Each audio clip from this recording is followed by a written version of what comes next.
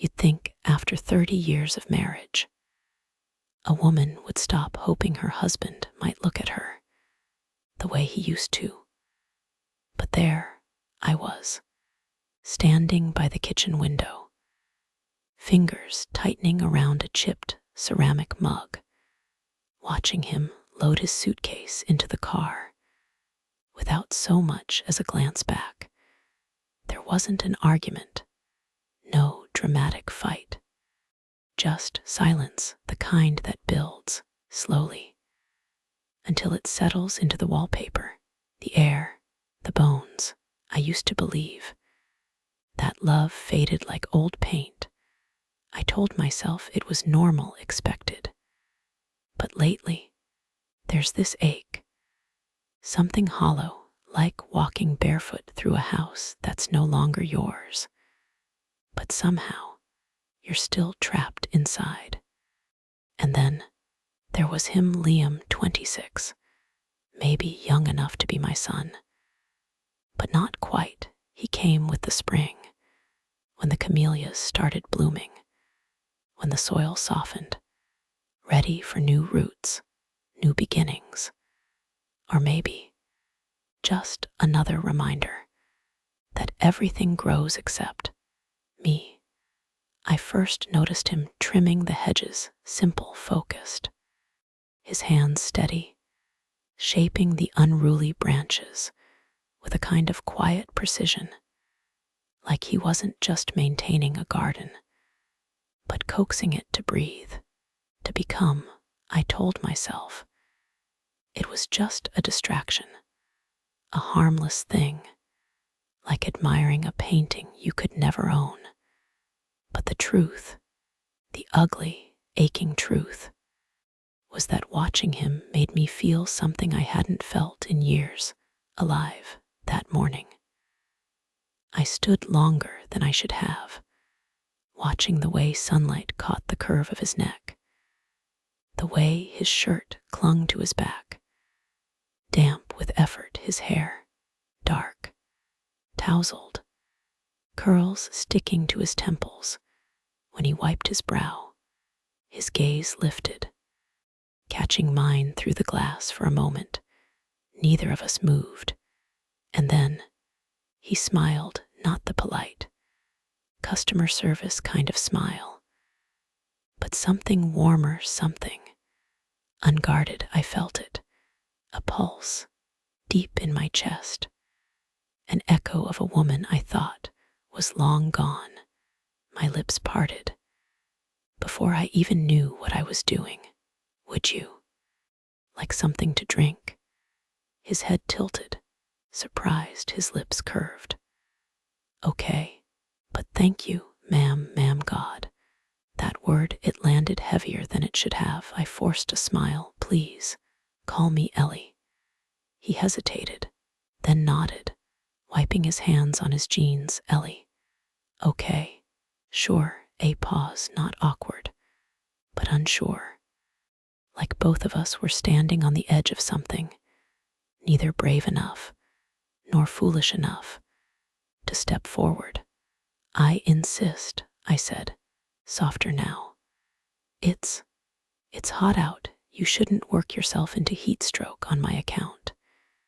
His grin widened, boyish, charming. All right, lemonade sounds pretty great, actually. I turned, walking back inside, feeling the tremor in my fingers, the absurd flutter of nerves, ridiculous, embarrassing, intoxicating. By the time I poured the lemonade, added extra ice, I caught my reflection in the kitchen window for a split second. I didn't recognize her, cheeks flushed, eyes bright, lips curved, not from politeness, but from something reckless, something dangerous. When I stepped back outside, glass in hand, Liam met me at the edge of the porch. Thank you, he said, fingers brushing mine as he took the glass, a jolt, electric, small, but enough to leave my breath tangled. I watched as he tipped the glass to his lips, throat moving, a droplet of lemonade catching at the corner of his mouth, trailing down, and something inside me, something I thought had died, stirred for the first time in a very long time. I wasn't invisible. You'd think after 30 years of marriage, I'd stop waiting, hoping for something to change, for him to change, for me to matter again. But here I was, standing at the kitchen window, hands wrapped around a mug that had long since gone cold, watching the driveway, watching him, David, my husband, my partner, or whatever word people use when the person they married becomes little more than a shadow that passes by. He was loading his suitcase, the same black leather one he'd used for years, into the back of his SUV. Third trip this month. He didn't even look up, not even a wave, just business as usual, like always. I told myself, this is what life is. This is marriage. This is normal. This is fine. But it wasn't. There was a hollow kind of ache that had crept in over the years. Not sharp, not loud, just constant, like background noise you only notice when the silence gets too thick. I sighed, pressing my forehead to the cool glass. The garden was the only thing still alive in this house. Roses, hydrangeas, lavender lining the stone paths, all meticulously kept lush. Beautiful, not by me. I used to years ago. But now, it was someone else's hands keeping it alive. His hands, Liam. I spotted him just beyond the hedges, crouched low, trimming back a wild tangle of ivy. His movements were patient, precise, almost meditative, as if the chaos of the world meant nothing. As long as the lines were clean, the shapes perfect. 26, maybe young, yes, but not in the careless way youth often wears. There was something grounded about him, something steady. The first time I saw him, I barely noticed. Another gardener, another contractor David hired without asking me. But lately, it was like I couldn't not notice. The way his dark curls caught the morning sun, the way his arms flexed when he lifted heavy planters, strong, sure, the way he wiped the sweat from his brow with the back of his hand, leaving a faint streak of dirt across his temple. I should have looked away, but I didn't. Something stirred, something small, rebellious, terrifying. It's harmless, I told myself, just boredom, just loneliness dressing itself up as curiosity, nothing more. But when his gaze lifted, when for the briefest moment his eyes met mine, I felt something I hadn't felt in years. Seen. His lips curled, just barely, into a smile, not forced, not professional, something softer, warmer. I startled, stepping back, heart hammering, foolish, ridiculous. But the moment was already stitched into the morning air, impossible to undo. I paced, chewing at the edge of my thumb, watched him move to the next row of shrubs, completely unfazed, as if nothing had happened, as if my whole body hadn't just remembered something it had no business remembering. I didn't realize how long I stood there until the kettle behind me whistled sharp and loud, breaking the spell. I jumped, nearly knocking the mug off the counter. God, get a grip. Ellie, I muttered under my breath, pouring myself another coffee felt. Pointless.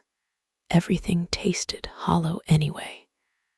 I glanced back out the window. Liam was now at the rose bushes, carefully inspecting each stem, gently pinching off dead blooms, fingers moving with a kind of tenderness that made my chest tighten, the kind of tenderness I hadn't felt in a long, long time.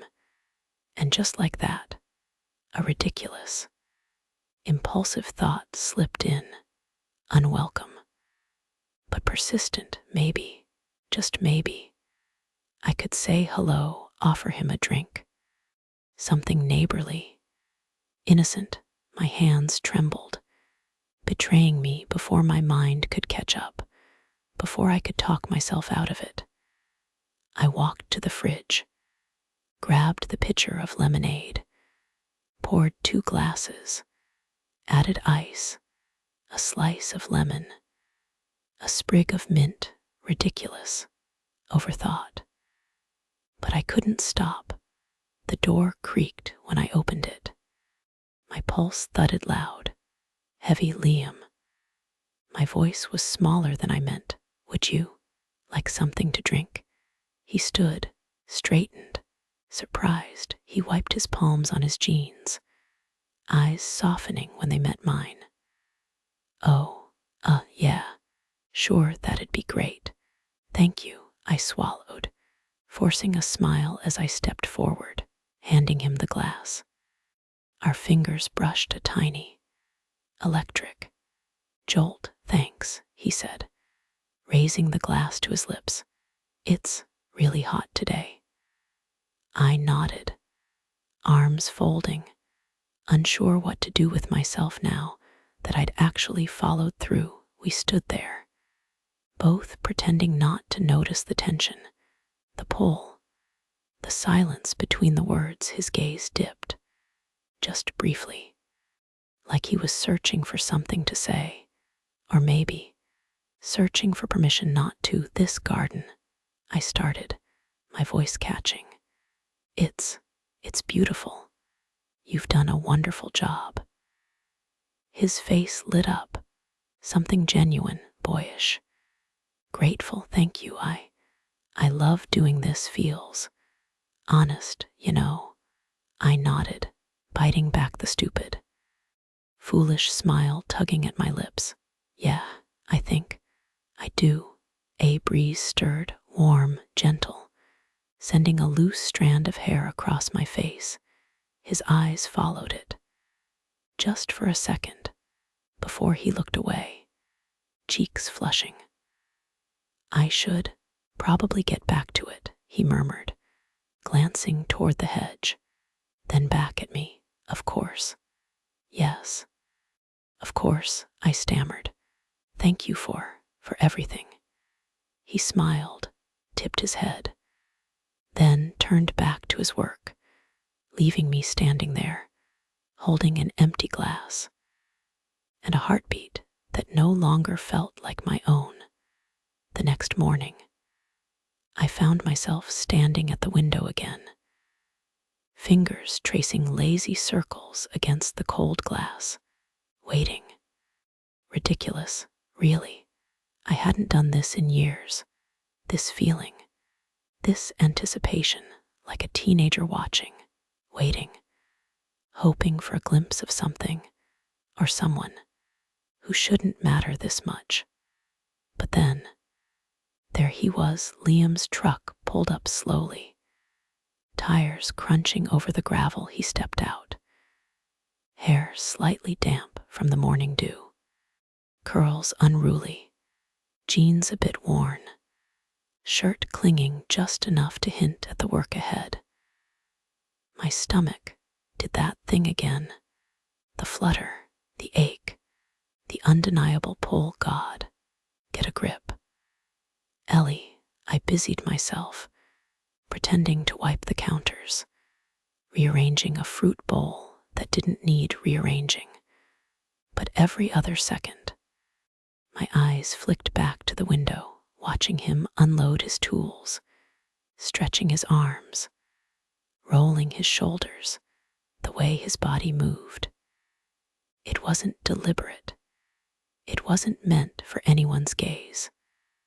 But that made it worse, or maybe better, because it was real, unaware, honest. The longer I watched, the heavier my pulse became, like gravity had shifted, anchoring me not to the ground, but to him. I caught myself laughing, softly, bitterly. When was the last time David ever made me feel anything close to this? I didn't have an answer. The sound of hedge clippers echoed softly, rhythmic, steady. I closed my eyes, listening, letting it fill the silence in the house. A silence that had once felt comforting, but now only reminded me of absence. My feet moved before my brain could stop them. I walked to the fridge, hands trembling, pulling out the lemonade pitcher again, pouring a glass. No, not this time. I set it aside, grabbed another then. As if possessed by someone braver, I opened the cabinet, reached for the tin of shortbread cookies, the ones I usually saved for guests. I never had a plate, 2 napkins, glasses. This wasn't just offering a drink anymore, was it? A deep inhale. 1, 2, 3. Then the creak of the front door. As I stepped onto the porch, Liam was crouched near the azaleas, gloved hands digging carefully around the roots, brushing away dead leaves. He looked up at the sound of the door, brows raising slightly, lips curving. "Hey," I called, softer than I meant. "I thought you might like a break, some lemonade, and cookies." For a moment, silence, not awkward, but something else. A pause stretched between us, like the space before a first note of music. Really. His smile widened, bright, genuine. That'd be amazing. "Actually, thank you." He stood, wiping his hands on his jeans, walking toward me with that easy, unhurried stride, the kind of walk that said he belonged to the earth, to simple things, to quiet moments. As he reached the steps, he hesitated, almost like he wasn't sure if he should come all the way up. But I stepped aside, just slightly, just enough to wordlessly say, "It's okay." He caught the cue, climbing the steps, sitting on the edge of the porch, legs stretched out, hands resting on his knees. I handed him the glass, then the plate. Our fingers brushed again. Light, brief, but still. "There, thank you," he said, voice softer now, almost shy. "This is really kind." I sat, not close, but not far either, just enough. The lemonade clinked softly with the ice as he sipped. His Adam's apple bobbed, a bead of condensation slipping down the side of the glass. "These are really good," he said around a mouthful of cookie, laughing a little, wiping a crumb from the corner of his lip. "Had shortbread since, God, since I was a kid." Something about that, the way he said it, punched a soft ache into my chest. I smiled, tucking a strand of hair behind my ear. "Well, I guess today's your lucky day." His eyes, warm, kind, met mine. "Yeah, I guess it is." And just like that, the conversation slipped into something easy. He told me about how he got into landscaping, how his grandfather had taught him everything he knew about plants. about how it wasn't just work. It was something sacred to him, a way to bring order to chaos, life to forgotten places. I listened, really listened, maybe for the first time in a long time. And when I spoke, I found myself sharing things I hadn't told anyone in years, about my old dreams of being an artist, about how life, marriage, responsibilities slowly chipped away at those dreams until they felt foolish. He didn't laugh, didn't dismiss it, just nodded thoughtfully, like every word mattered. I think that's really beautiful, he said quietly. That you wanted that you still remember it. His words sat heavy in my chest, sweet, painful, true. A long, comfortable silence followed, no pressure, no expectations, just the sound of the breeze through the trees, the faint hum of distant lawnmowers, the occasional chirp of birds. But beneath that silence, something else stirred, a quiet, undeniable current, pulling us both toward a place neither of us fully understood yet. And as he finished the last sip of lemonade, setting the empty glass down beside him, his gaze flickered back to mine, lingering. Just a little, longer than it should have, it became a rhythm. Almost without me realizing, every morning, I found myself lingering at the window, waiting, not pretending anymore, not even bothering with the usual excuses, like wiping the counters or folding the same dish towel for the 5th time. I waited because I wanted to. And when his truck pulled in, that familiar hum of tires on gravel, my chest tightened. Every single time Liam would step out, always in those faded jeans, boots worn at the edges, shirts that fit a little too well for comfort, his hair dark, untamed, always fighting the breeze. I watched him. The way his body moved, fluid, steady, completely absorbed in the simple act of making the world just a little more beautiful. It wasn't about the way he looked, not really. Or maybe it was, but it was more than that.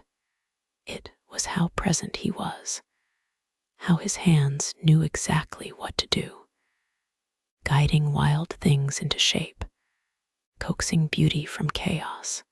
It was the opposite of how my life felt. Every conversation with David these days felt like white noise, the same hollow exchanges, work meetings, deadlines. He spoke at me, not to me half the time. I wasn't sure if he even noticed whether I answered. But with Liam, even the smallest things seemed to hold weight. A nod, a glance, a quiet smile shared between the blossoms. That afternoon, something shifted. I had brought him lemonade. Again, a stupid excuse. But neither of us pretended otherwise anymore. He sat on the porch step, wiping sweat from his brow, hands dusted with soil, his eyes lifted, catching mine. And for a moment, it felt like the entire world narrowed down to just this. I love what you did with the lavender, I said, motioning toward the path lined with blooms, soft purple swaying in the breeze. It's peaceful, he smiled, tucking a glove into his back pocket. Yeah, I thought it might fit here, calms the space down. You know, it does, I nodded, tracing the rim of my glass with a fingertip. It really does. Silence followed, but not uncomfortable, just full of something neither of us dared name yet. His gaze dropped, then lifted, then dropped again, like he was caught somewhere between wanting to say something and not knowing if he should.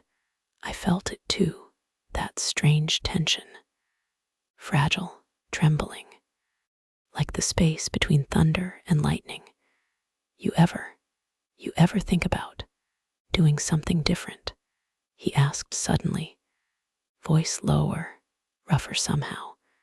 The question caught me off guard. Different. How? I dunno, he shrugged, fingers pulling absently at a loose thread on his jeans, just like wondering if life ever feels like it's not really yours anymore. The words punched the air right out of me. I blinked, mouth opening, then closing, then opening again. Every day. His eyes snapped up, startled, like he hadn't expected me to say it. Not really. A shaky laugh escaped me, bitter, soft, yeah. Every single day. For a while, neither of us said anything. The breeze picked up, carrying the sweet scent of rosemary and sun-warmed earth. Liam rested his elbows on his knees, hands clasped, staring out toward the garden. It's weird, isn't it? He murmured. How you can be surrounded by things, people, and still feel like you're invisible. I didn't answer right away. My throat felt tight, chest aching in a way that was both familiar and foreign. Yeah, I whispered, it's suffocating sometimes. His gaze flicked to mine, sharp, searching, like he was trying to figure out if I was serious, or if this was just polite commiseration. But I was God. I was. You ever think about what it'd be like to just walk away from it all? He asked, voice barely more than a breath. I swallowed, heart pounding, every nerve on fire. All the time. Another silence, this one heavier, denser. His hand brushed over his knee, fingers drumming, restless. Then his gaze lifted, holding mine, not shying away this time. And there it was, the moment neither of us could pretend away anymore. It sat there, between us, quiet, undeniable, trembling on the edge of becoming something else. But instead of stepping back, I leaned in just a little, not enough to cross a line, but enough to let him know. He wasn't imagining this, neither was I. The sound of David's suitcase wheels scraping against the tile pulled me from sleep. Long before the sun even bothered to show up, I laid there, eyes open, staring at the ceiling, listening, the familiar zip of a garment bag, the muted thud of shoes dropped into place, his voice, low, clipped, muttering into the phone about meetings, deadlines, flights. It was the same every time. No kiss goodbye, no whispered see you soon, just the mechanical churn of routine. I heard the door shut, the engine start, tires crunch against gravel, then silence. I rolled over, pressing my face into the pillow, breathing in the faint scent of lavender fabric softener, letting it fill the hollow space he left behind. Except it wasn't just hollow anymore. There was something else now, a pulse, a presence, a name that stirred beneath my skin, uninvited, but not unwelcome. Liam. I closed my eyes, and there he was, hands deep in soil, eyes soft, thoughtful, the way his lips tugged into that hesitant, boyish smile, the way his gaze sometimes lingered, longer than it should, before darting away. I exhaled, shaky, sitting up, swinging my legs over the side of the bed. This was getting ridiculous. I padded downstairs, bare feet against cold wood, making coffee I knew I wouldn't drink. My hands busied themselves, pouring, stirring, wiping a counter that didn't need wiping. But none of it quieted the tremor in my chest. By the time Liam's truck pulled in, I was already at the window, waiting. He stepped out, same as always. But there was something different today. Or maybe it was just me. Maybe it was the way my heart stumbled when he glanced toward the house. The way my breath caught when, just for a second, his eyes seemed to search for me, before focusing on the rows of overgrown hedges. The decision, when it came, wasn't a loud thing. It was quiet. A simple truth that settled, heavy, inevitable. I couldn't keep pretending. I grabbed the lemonade pitcher, fingers trembling more than I cared to admit. A glass, a napkin, an extra cookie. For no logical reason other than, maybe, I wanted him to stay longer. But when I stepped outside, the words tangled. I stood there, frozen, watching him work, watching the muscles in his arms shift as he raked, the slow, deliberate movements, the way his head tilted just slightly when inspecting the garden, like he was listening for something only he could hear. His gaze lifted, catching mine, and everything stilled a beat, then another, and then he smiled, that same gentle curve of lips, soft, uncertain, but warm. "Hey," he called, wiping his hands on his jeans. "Didn't see you there." I swallowed, stepped forward, offering the glass. Thought, maybe, you could use a break. His fingers brushed mine as he took it. That small, electric shock that seemed to echo every time we touched. "Thanks," he murmured, lifting the glass, sipping, his eyes closing for just a second. "Perfect." I sat on the porch step, hands folded in my lap, watching him, watching me. The silence that stretched between us wasn't uncomfortable anymore. It was charged, heavy with things unsaid. But fully known, Liam set the glass down, wiping a drop from the corner of his mouth. His gaze didn't leave mine. "You seem different today," he said quietly. "Everything okay?" I opened my mouth, but nothing came. The words were too big, too tangled. Instead, laughed, soft, breathless. "No, not really, but maybe that's okay."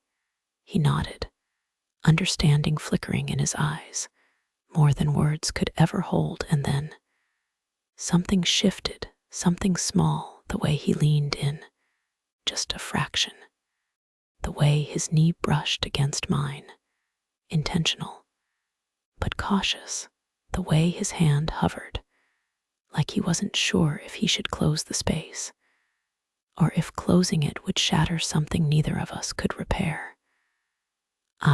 His voice broke, then steadied. "I don't want to misunderstand anything, but sometimes it feels like we're both standing on the same edge." I didn't breathe, couldn't, because he was right. God, he was right. And maybe, just maybe, I was done pretending otherwise. The house felt unbearably quiet. David was gone, His usual string of meetings would keep him tethered to Chicago for the next 2 weeks, maybe more. There was no goodbye kiss, not even a distracted "see you later." I stood in the middle of the living room, hands shaking, staring at the slip of paper tucked in my palm, his number scribbled in neat block letters. I'd memorized it long before I ever admitted, even to myself, that I had 4 minutes, maybe longer. I paced back and forth, heart pounding, breath shallow, fingers tightening, loosening, tightening again. What was I doing? What in God's name was I doing? But the thought of letting this moment pass, of waiting another day, another week, maybe forever, felt heavier than the risk itself. I dialed. The ringing felt impossibly loud, like it echoed through every hollow space in this house, in me. "Hello," his voice groggy, confused, gentle. It's Ellie." I swallowed, throat suddenly dry. "I hope I'm not disturbing you." A pause, sharp inhale. "Ellie." "Hey, no, it's okay, everything all right." I closed my eyes, steadying the quake in my voice. I just. My fingers gripped the phone tighter. Could you maybe come over just to talk?" Silence, not rejection, not hesitation, just processing, then a breath. Yeah, I'll be there in 10. I hung up, the phone slipping from my hands, landing on the couch. My reflection caught in the hallway mirror stopped me cold, hair tousled, face pale, eyes wide, searching. I didn't look like me, or maybe I looked more like me than I had in years. I moved quickly, without thinking, pulling open the closet, fingers brushing past sweaters, dresses, until I found it, a soft, flowing sundress, forgotten, pushed to the back. It still fit. I smoothed the fabric, brushed my hair, added a touch of lipstick, something subtle, something just enough.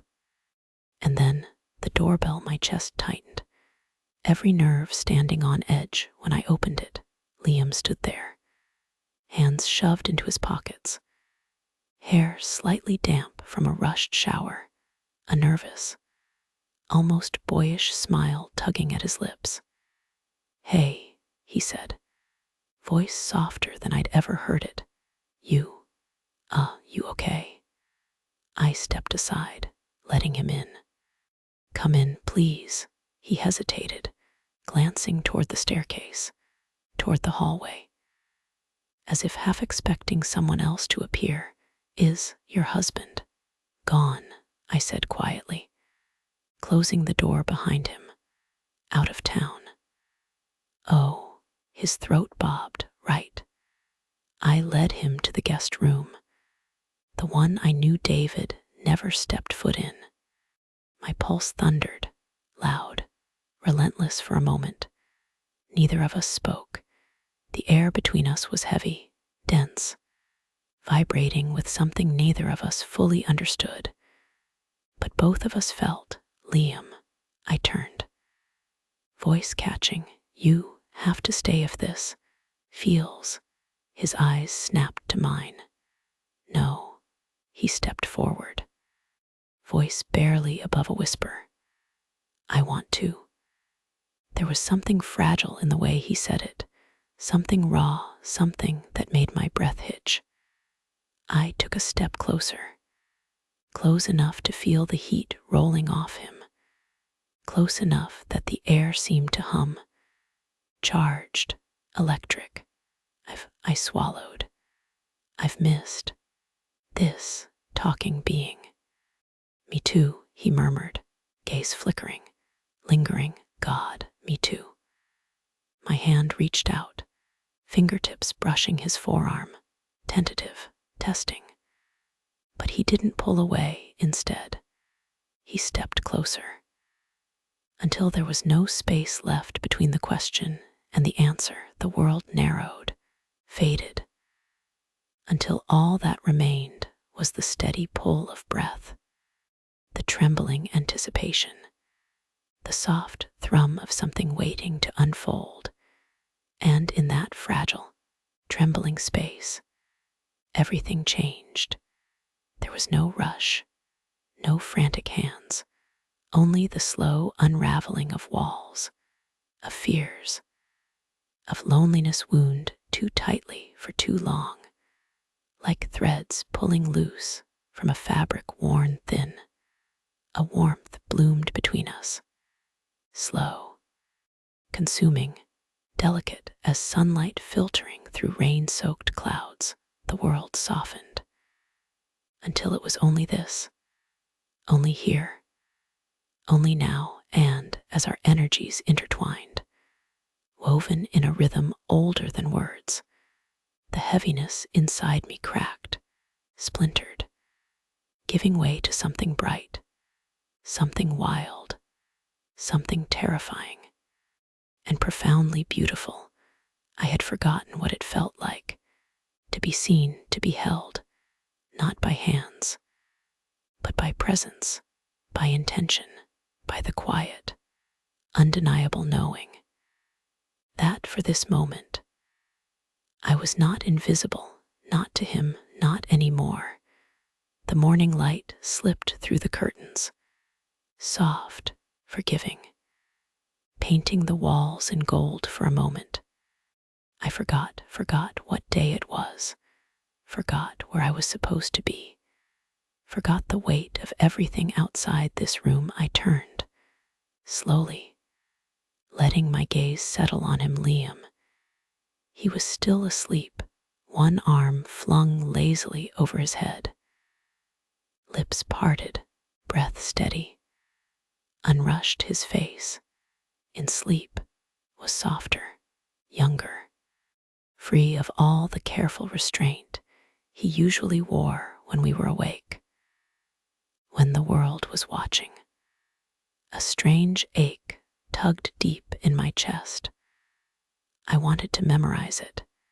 This version of him, this version of me, the quiet, the ease, the impossible. Precious stillness between what was and what couldn't ever fully be, careful not to wake him. I slipped out of bed, pulling the loose sheet around me, padding quietly into the kitchen. The house felt different, not haunted, not hollow, but full of echoes, of laughter from the night before, whispered confessions tangled between breaths, that lingering warmth still stitched into my skin. My hands trembled as I filled the kettle, setting it on the stove, the sharp hiss of gas, the familiar click of the burner, all of it grounding, painfully ordinary, and yet entirely new. I glanced toward the window. The garden shimmered under the weight of morning dew. Every leaf, every petal, somehow brighter, as if the world itself knew that something had shifted. Footsteps, soft, hesitant, pulled my attention back. Liam stood at the doorway, barefoot, hair a mess of dark curls, eyes heavy, but smiling. Morning, he murmured, voice low, rough with sleep. I smiled, smaller than I meant, but real. Morning. For a second, we just stood there, like neither of us knew how to exist in this new version of reality. He crossed the room, slow, cautious, like testing the strength of something fragile. His fingers brushed against mine, not by accident, not anymore. Coffee, I offered, voice catching halfway between casual and something else entirely.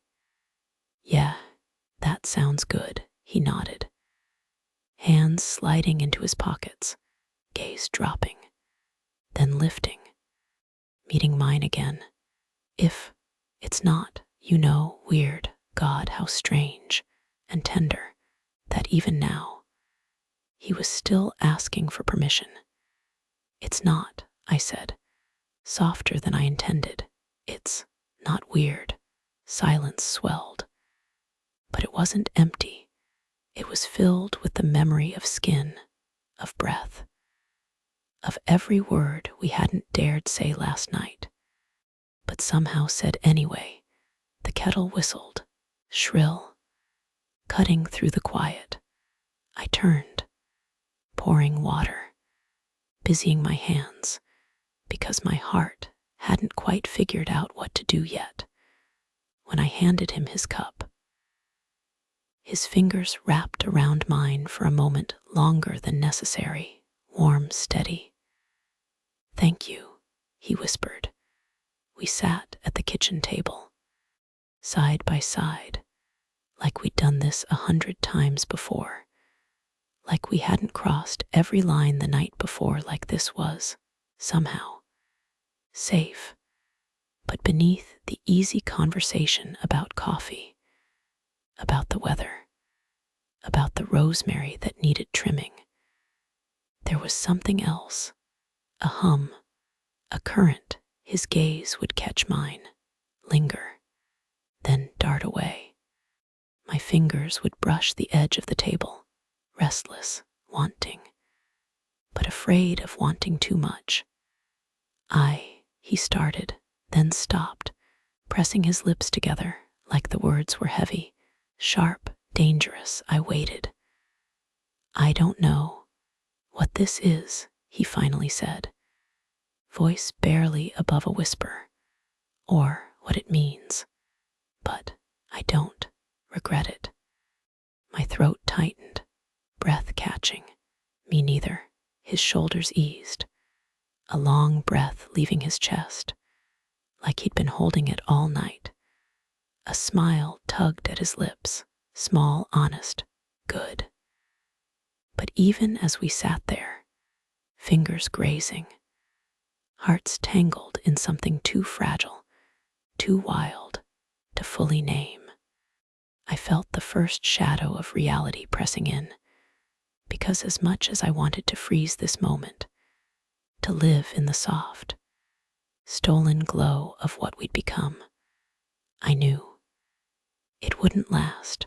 The world was still waiting, and sooner or later, it would come knocking.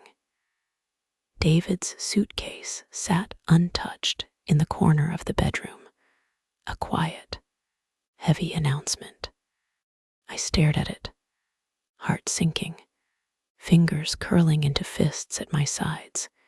He wasn't leaving, not this time, not next week, not for a while.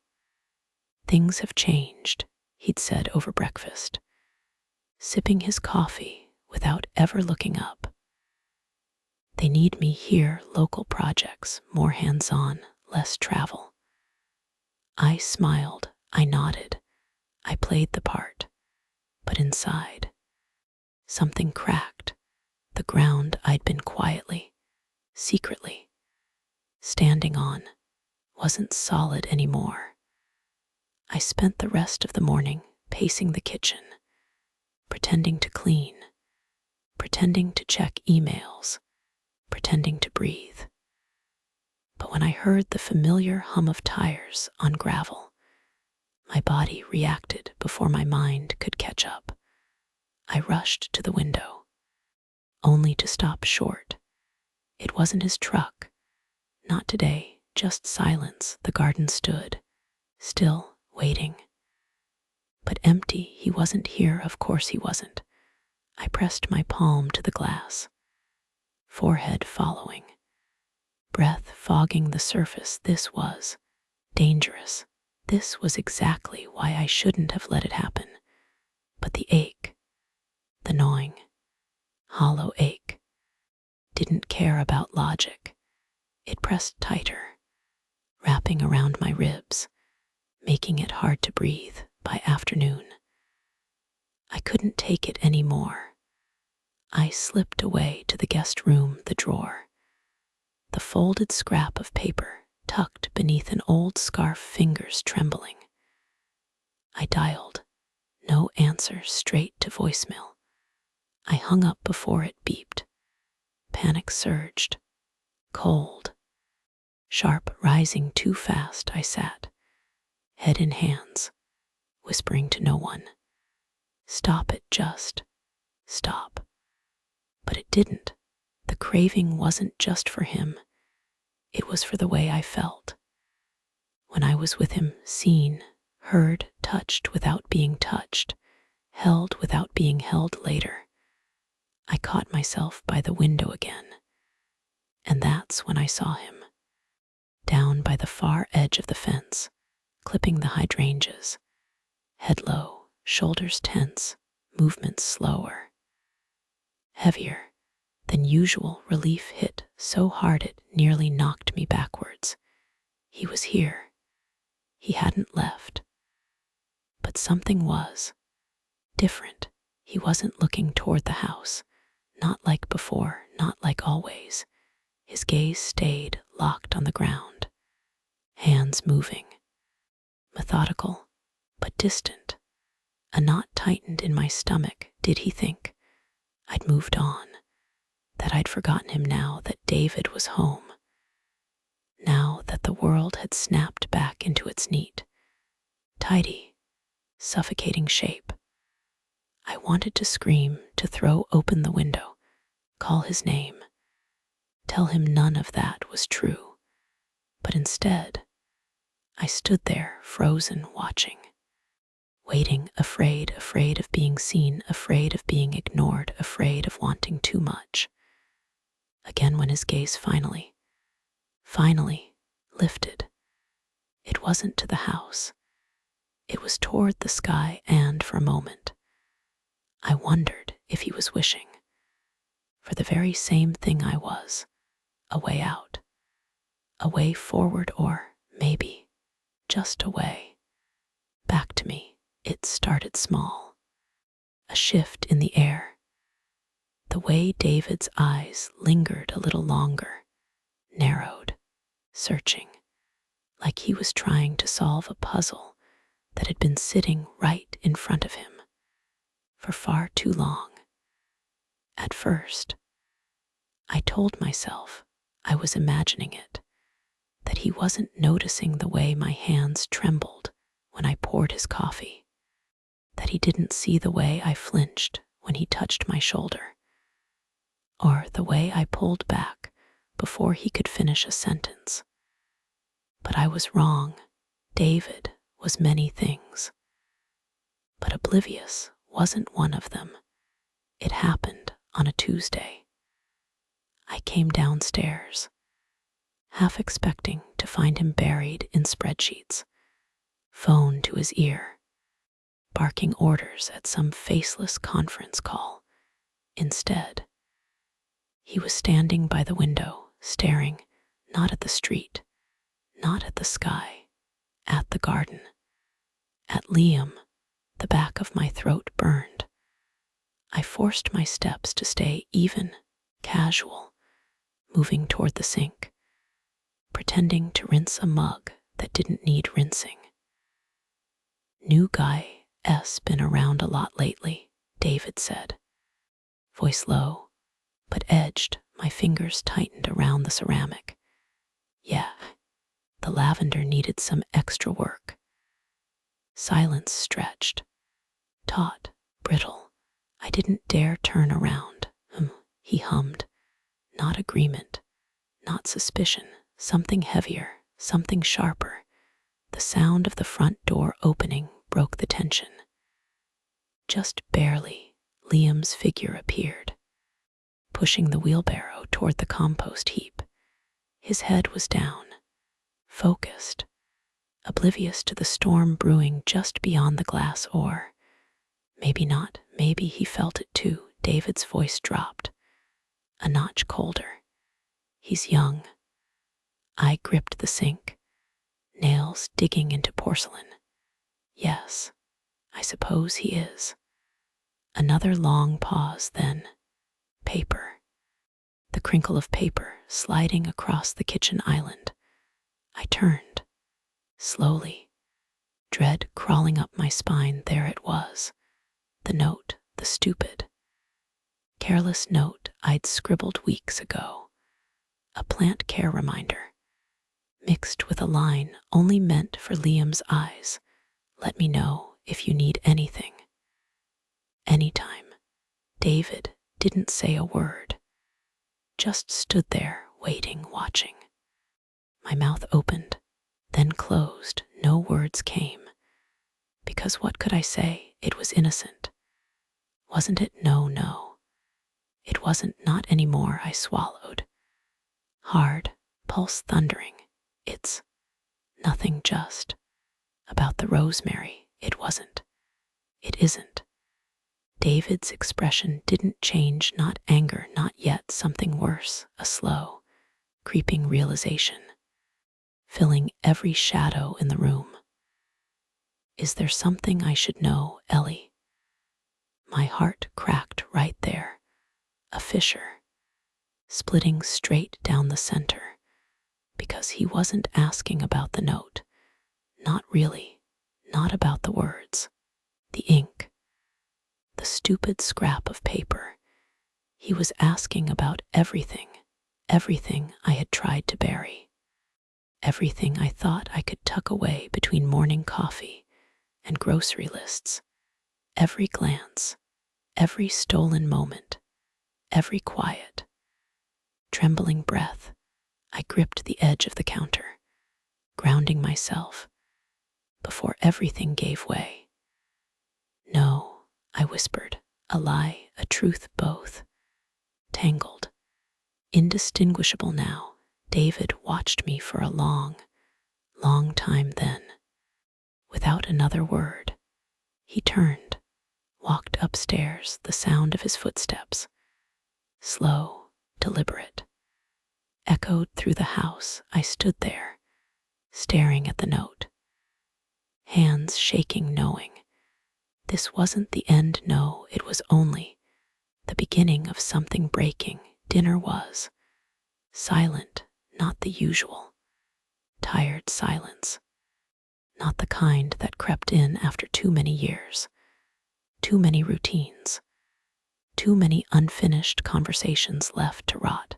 This was different. David sat across from me, fork barely moving, eyes never leaving mine, not accusing, not yet, but heavy, weighted, full of things he wasn't saying.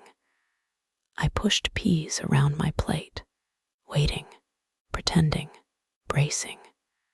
The clink of his fork dropping shattered what was left of the illusion. I need you to tell me the truth, he said, voice low, steady, but sharp enough to cut clean through bone. My chest tightened. David, don't, he snapped, but not loud, not angry, controlled, measured. Insult both of us with whatever performance you think you can manage. I stared at him, mouth dry, pulse thudding so loud I wondered if he could hear it. I've known for weeks, he continued, voice softer now, crueler for it, the looks, the distance. You think I don't notice when you flinch, when you vanish into yourself, like you're not even here anymore. I tried. God, I tried to speak, but the words tangled, strangled, dissolved into nothing. His fingers drummed against the table, once, twice, then stilled. Is it him? There it was, naked, exposed, no more pretending. I swallowed, eyes burning, throat aching. David, is it him? Silence, and then breath, a breath that wasn't a sigh, wasn't relief, wasn't surrender, it was release. Yes, the word fell, quiet, heavy, irreversible. David didn't move, didn't blink, just sat there, hands folded, like a man staring at the wreckage of something he hadn't realized was already broken. How long? Not a question, a demand. I shook my head, wiping at a tear that slipped free before I could stop it. It wasn't. It's not like that. Then what's it like, Ellie? His voice cracked, the first fracture. Explain it to me, help me. Understand how the woman I married became someone I don't even recognize anymore. I pressed a palm to my chest, trying to hold the pieces in. I didn't mean for this to happen. I didn't plan it. But it did. I nodded, trembling. Yes. Silence stretched. Thick, suffocating, he stood then, pushing back the chair, the scrape of wood on tiles slicing through the air. For God's sake, Ellie. His hands ran through his hair, pacing, wild, fraying at the edges. He's, what, 25, 26? 26, I whispered. David barked a laugh. Humorless, sharp, my God. You could be his. He stopped, jaw tightening, swallowing the word before it could finish destroying what little remained. I flinched, breath shaking. You think this, whatever this is, means something. His voice was raw now, splintered, desperate, broken in ways I didn't think possible. You think it's real, that it lasts? I don't know, I whispered, voice cracking. I don't know anything anymore except I felt invisible for so long. And then I wasn't. The words hung there, fragile, devastating. David's shoulders sagged, as if something inside him simply let go. He turned, walking to the window, staring out, hands braced against the frame. I loved you, he said quietly. I still do, but I don't. I don't know who you are anymore. Tears blurred my vision, slipping free, unstoppable. Neither do I. And in that moment, with the night pressing in, with silence thick as cement between us, I knew there was no fixing this, no stitching it back together. Whatever this was, this marriage, this life we built, it had already broken. And now, we were both just standing in the ruins. The garden was quiet, the kind of quiet that didn't feel empty, but full of everything that had been said, everything that hadn't. David was gone. Not gone in the way I'd imagined for years. Not lost to business trips or distracted meetings or the endless hum of things more important than me. Gone in the way that mattered most, suitcase in hand. A final glance that wasn't angry, but tired, hollow. He hadn't asked me to stay. I hadn't asked him to fight. There were no slammed doors, no shouting, no begging, just the quiet unraveling of something that had already frayed too thin to hold. I stood at the window, watching the wind pull through the lavender, the roses nodding gently beneath the weight of it. And then a sound, familiar, tires on gravel. I didn't move at first. Let the moment stretch, let the ache settle. Then, slowly, I stepped onto the porch. Liam stood by the truck, hands in his pockets, head low, kicking at a loose stone with the toe of his boot. When his gaze lifted and met mine, something shifted. Not fireworks, not a rush of breathless need, just recognition. Two people, bruised, uncertain. But here, still here, he walked toward me, slow, cautious, like every step was asking a question neither of us fully knew how to answer yet. I didn't wait. I stepped forward, closing the space, until we stood toe to toe, the space between us holding everything fragile, everything unspoken, everything possible. I heard. He started, then stopped, rubbing the back of his neck. I wasn't sure if I should. You're here, I whispered. That's enough. His eyes softened, shoulders easing, like a breath he hadn't realized he'd been holding finally let go. I didn't know if this was. He shook his head, smiling, small, hesitant. I don't even know what this is. Neither do I said, voice barely above a breath. But maybe it doesn't have to be anything except honest for a moment. We just stood there, letting the air fill the space, letting the sun warm skin that had forgotten how it felt to be touched by something gentle, something kind. His fingers brushed mine. Not an accident, not hesitation, just a choice. And when our hands finally tangled together, it wasn't a promise. It wasn't forever. It was a beginning, a soft, quiet, messy, beautiful beginning. The garden swayed around us, petals trembling in the breeze, roots buried deep, stretching, growing toward something new, and for the first time in a very, very long time, so did I.